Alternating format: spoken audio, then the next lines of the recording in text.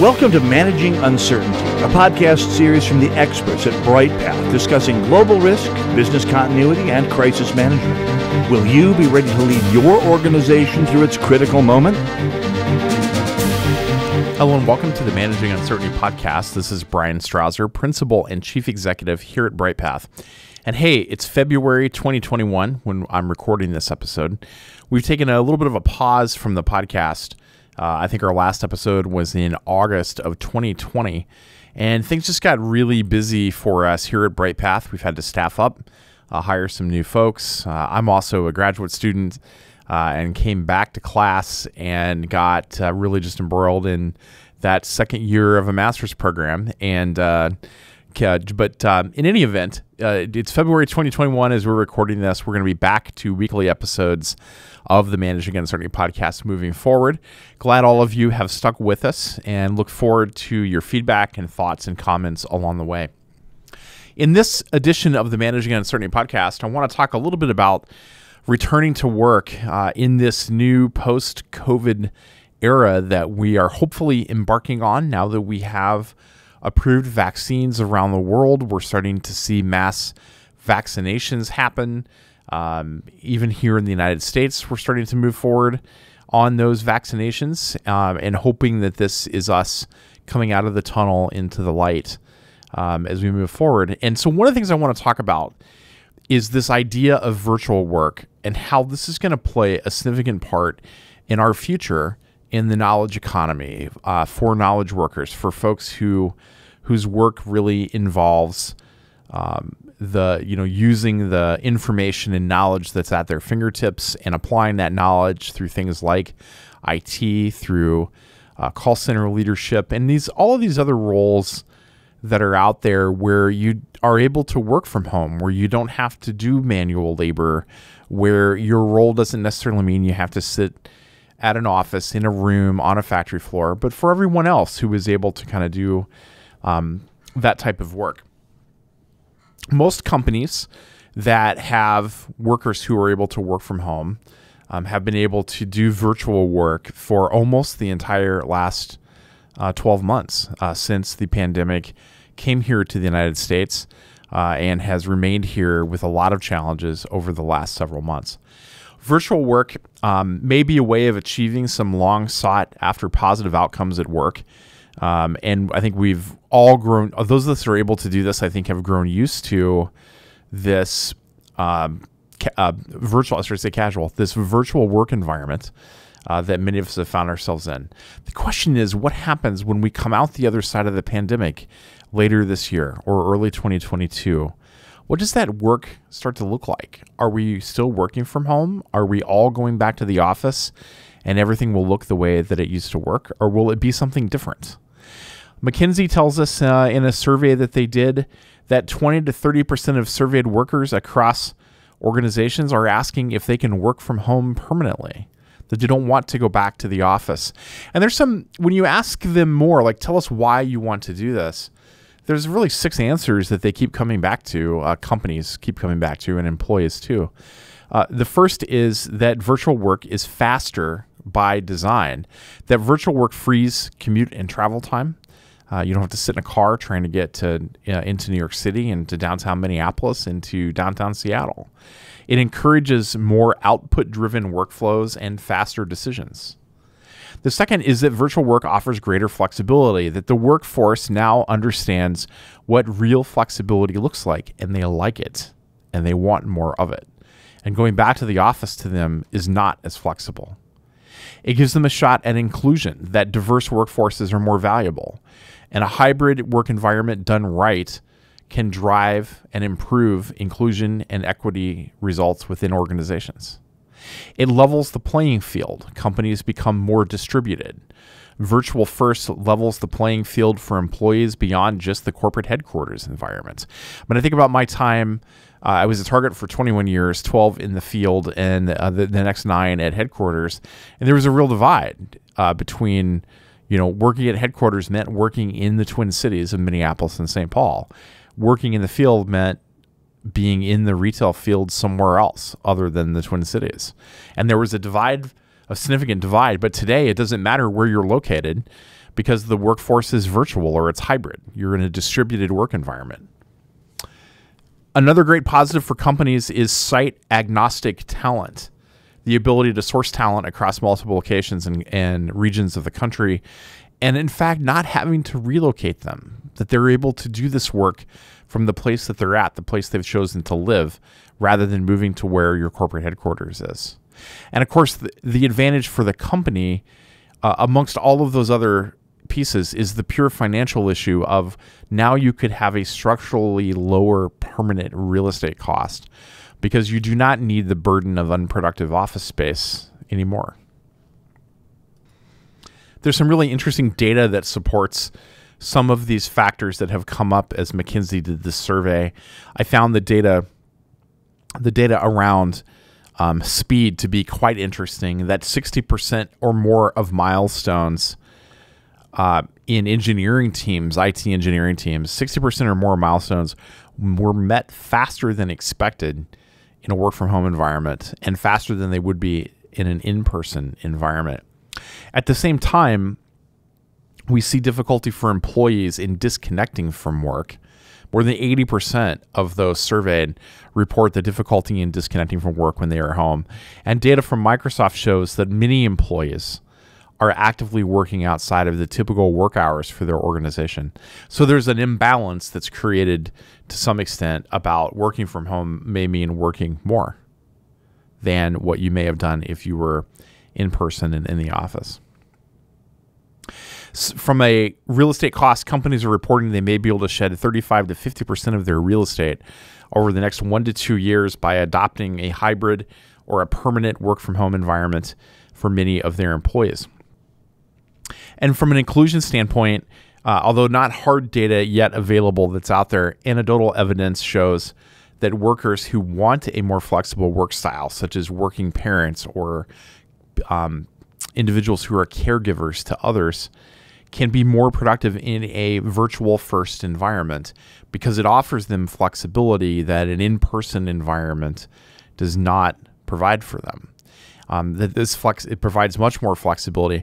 And I can see that in my own life, that as we've adapted to the pandemic and we're all to some extent working from home or perhaps coming to an office only on certain days in order to have good social distancing and good distance between each other, it's easier for me to take care of my children, to get them to and from school, to run errands, to get them to the doctor or the dentist, because the work environment is like that now. And I don't have to travel in the ways that I've had to travel in the past. And all of that has contributed to, I think, a more inclusive environment, but it's also made just my life more flexible and productive. And workers are going to want to keep that. They're not going to want to go back. Many workers are just simply not going to want to go back to that in-person work environment.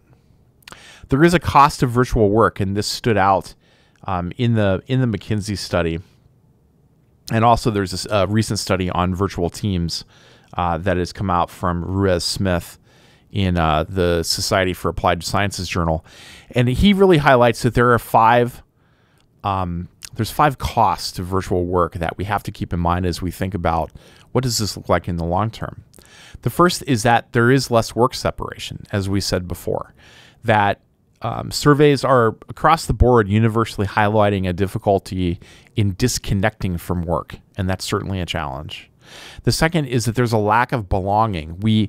In different ways, we miss the social interaction, the connectivity that working in person together on projects and tasks and encountering each other for those casual conversations around the in-person water cooler, so to speak.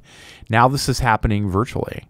And it's for newer workers just entering the workforce, they're missing an important part of how culture gets passed on and how information is passed on in that way, because it's not happening for them. So that socialization is very different. This is happening in our college environments as well. This morning I met with one of my professors who is supervising my master's dissertation at my grad school, and we talked about his undergraduate class and classes that he's teaching, and the fact that some of them have never been in a college classroom. They're doing it all virtually because that's the university that they entered in the middle of the pandemic. and they're missing that in-person socialization and education that's part of the experience, and that we don't really know what this is going to mean in 3, 4, 5, 10 years as they work through the pandemic and complete their college education. The third cost of virtual work is reduced trust. That trust is more difficult to establish and maintain virtually in this virtual collaboration. And there's things you can do around this. You can push one-on-ones. You can have some kind of virtual trust building exercises and events that you can do, but it's not the same. And we'll have to find new ways to build and generate trust. The fourth cost of virtual work is the challenge to collaboration that workers report that it takes more time to achieve the same collaboration outcome, particularly when dealing across silos, because the relationships and the trust are not there yet. And then lastly, concern we've had through the whole pandemic, and that is mental health. That the isolation created by the pandemic has given us very proven challenges with long-term health and mental health concerns that as employers and as educators that we've had to work through. So when you're thinking about what this long-term work from home program may look like for you at your company, an effective future program needs to find ways to balance the positives we spoke at the beginning of this episode with the negatives, the costs that we'll have to pay in a broader, longer-term work from home approach.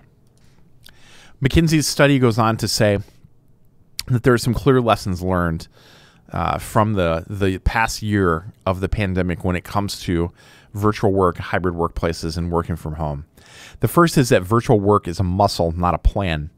That we need to let the speed of our transition and make sure the speed of our transition does not exceed the speed of our ability to build capacity to maintain that long-term work from home or hybrid strategy. We need to understand that going to virtual work, we did in an emergency. We did it quickly. We did it because we had to. But building an actual distributed work strategy is much more difficult. It is a much bigger lift than just saying we have to go work from home right away, as we did in March and April of last year as the pandemic struck. We have to find ways to make special accommodations for parts of your organization that are just not used to virtual work. So how do we transition them? How do we help them over that hurdle? The third big lessons learned is that the trade-offs that we just talked about, the downsides of virtual work, have to be balanced with the positive sides. And that as you're thinking about these trade-offs, you need to define them early, and you need to decide how you're going to address them before you shift to that long-term distributed work model. Be clear within your organization about who decides what. What is the flexibility? As McKinsey says here, it's flexibility within bounds. How do you define and separate decision-making between teams, between management, team leaders, and individual contributors? And what does that mean? Fifth, that collaboration tools can unlock a whole new set of competencies. You might be using Zoom or Skype for Business or Microsoft Teams or WebEx or something else entirely. These collaboration tools really can create a new set of skills that are new to your workforce. You're going to have this explosion of ideas and data as you're shifting to virtual work, to distributed work. You'll get new insights into activities that drive value that you hadn't considered before. And you'll find things that used to drive value and simply don't anymore. So what's the vision you have for that distributed workforce? How will you incorporate these learnings as you're learning them? Lastly, your communication around this shift to distributed work needs to provide clarity, but leave room for learning. Communicate early on what activities are going to happen, what your expectations are for in-person work versus virtual or remote work, and what principles went into your policies. What really was the underpinning of the decisions that you made? And that underpinning is your organization's culture and values and principles. There are tasks that will need to continue to happen in person that just are not, there are areas where in a lot of ways they're reliant upon things we haven't figured out how to do virtually yet. Negotiations, for example. Negotiations really rely on deep mutual trust and relationship building. They require the interpretation of nonverbal communication. Very difficult to do in a virtual environment. Relationship building. Serving on a board working with potential customers, interviews, team kickoffs. Where you can do these in person, you establish a trust-based connection that enables that long-term relationship, that enables success in that board role, in that job interview. We may have done some of these things virtually, but as we come out of the pandemic, these are ones that should be done in person. Onboarding and job training, taking a new hire who has no previous experience in that role or a similar role, presents a significant challenge in a remote setting. Meetings about critical decisions. Decision meetings in boards are often based on a deep mutual knowledge of board members and their ability to communicate and challenge each other and work together and make a decision. And lastly, critical conversations. These are conversations that require sensitive reactions, might be about emotional topics, may require understanding unconscious nonverbal communication of the person you're interacting with. Could be body language or facial expressions. These critical conversations will also have to happen in person to have the most chance of success. So there are a few thoughts about what returning to the office will look like, what virtual and distributed work will still continue to be part of your organization's strategy in the long term. And it's up to us. I think we have a role to play, I should say, as business continuity and crisis management and resilience leaders, as we think about how to shift to the next normal, that our businesses are facing challenges that will define and make this shift to the next normal or the new normal. And we have to make sure that our ambitions around what that next normal look like keep pace with our capacity and our capabilities to be able to be successful. And those are going to be some critical success factors for us. And in our field of continuity, resiliency, crisis management, we have a big role to play to help our organizations navigate what that next normal will look like and what that return to the office, return to the workspace will look like. And we do everyone a disservice if we think we're going to go back to the way that it was. It will be something different. And we have to lead our teams and our businesses to what that will be. That's it for this edition of the Managing Uncertainty podcast. We'll be back next week with another new episode. Be well. Thanks for listening to this episode of Managing Uncertainty, produced by the experts at Bryghtpath. To receive notifications of new episodes, join our newsletter at bryghtpath.com or subscribe through your favorite podcast player, such as iTunes or Google Play. Learn more about the services and trusted advice from Bryghtpath by visiting bryghtpath.com. That's BRYGHTPATH.com.